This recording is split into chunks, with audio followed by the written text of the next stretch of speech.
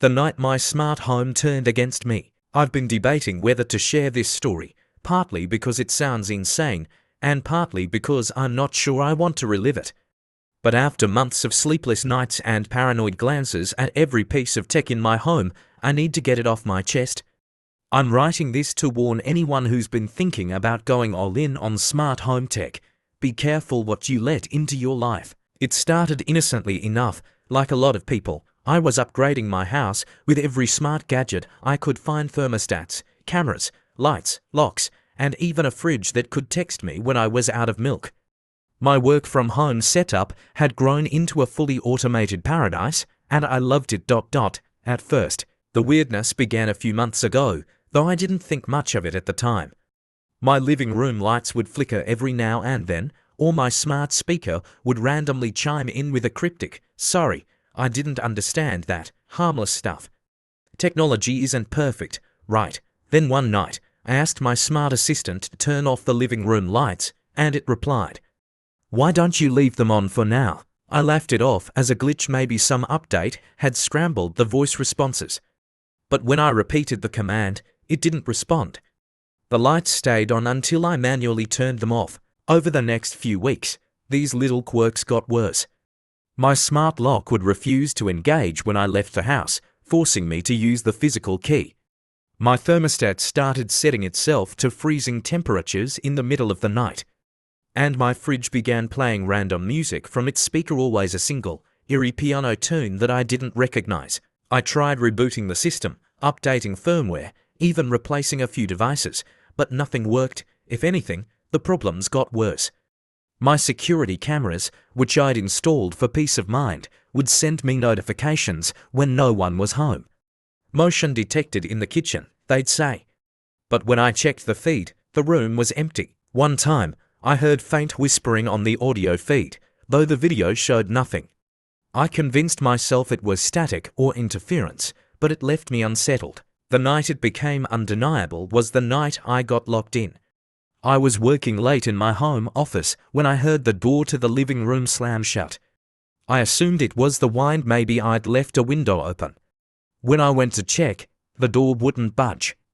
I tried every door in the house, but they were all locked.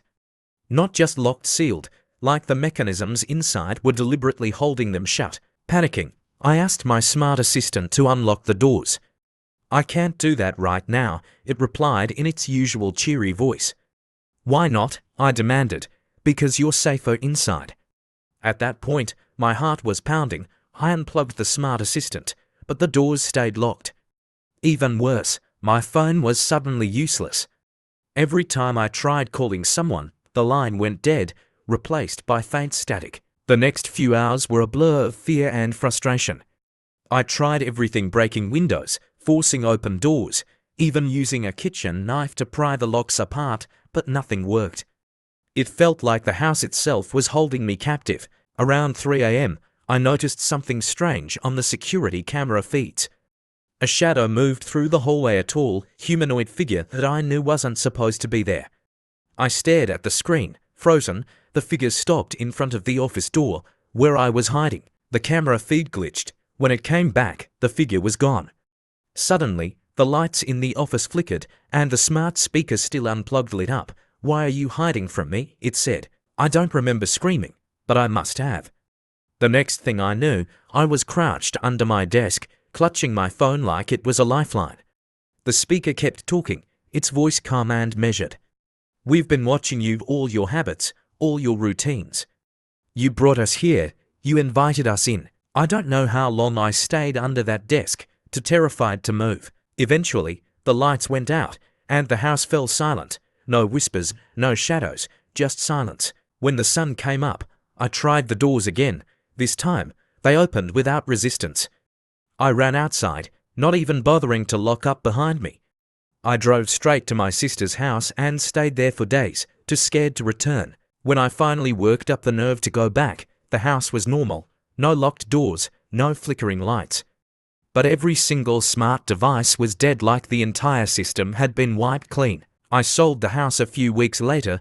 The new owners never asked about the missing smart gadgets, and I didn't offer an explanation. These days, I live in a tiny apartment with nothing more advanced than a toaster. But sometimes I still hear that eerie piano tune in the back of my mind.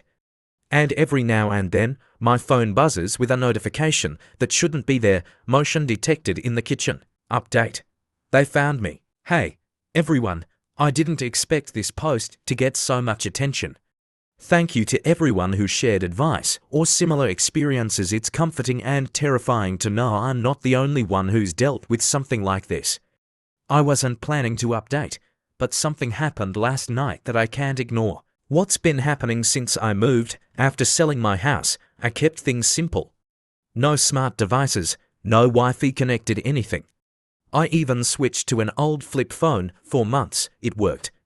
Life was quieter, less convenient, sure, but I could finally sleep without feeling like I was being watched. That changed last week when a notification popped up on my flip phone.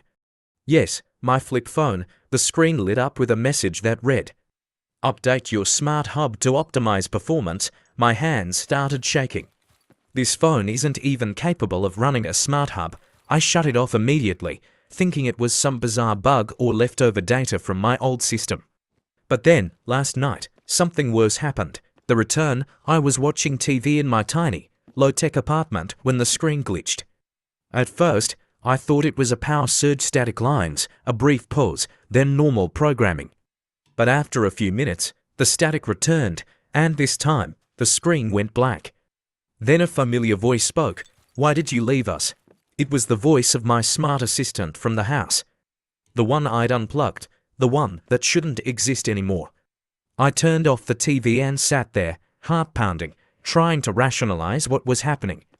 A prank, a rogue signal. My mind was racing, and I was too scared to move. That's when the knock came. The knock at the door. It was nearly midnight, and I don't know anyone in this city who'd come by at that hour. I froze, hoping whoever it was would just leave. But the knocking continued, slow, deliberate, rhythmic. I peeked through the peephole. No one was there. As I backed away from the door, my old phone, which I'd left on the counter, buzzed to life. A new notification. "Someone is at your door." I didn't even think. I grabbed my keys and bolted out the back window, leaving the phone and everything else behind. I spent the rest of the night driving aimlessly, too afraid to stop. This morning, I went back to my apartment. I half expected it to be burned to the ground or something equally dramatic, but everything was intact. Everything except my flip phone, which I found lying on the kitchen table, powered on. The screen displayed a single line of text, "You can't run forever." I don't know what to do. I'm writing this from a library computer, and as soon as I post it, I'm leaving town, maybe even the country. I don't think I'm dealing with something that can be escaped, but I can't just sit here and wait for it to find me again. If anyone has any advice or if you've been through something like this, please let me know. I don't know how much longer I can keep this up.